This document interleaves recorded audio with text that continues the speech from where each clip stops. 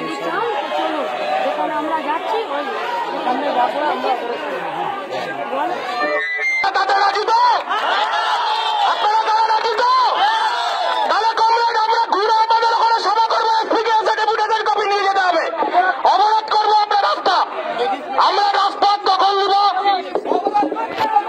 আচ্ছা, এসপির সাথে তো গল্প করতে আসেনি, এসেছে কি?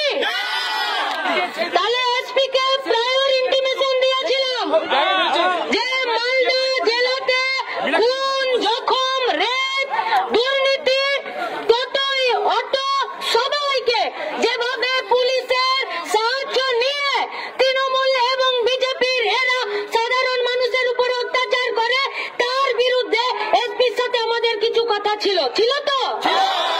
এসপির এতটা মুরদে কুলোলো না যে ব্যারিকেডটা খুলে দিয়ে আমাদের সাথে কথা বলার? তাহলে এসপি কি মুখ লুকাতে চাইছে? এসপি কে মুখ লুকাতে দেবেন? ডেপুটেশন দিতে চান তো?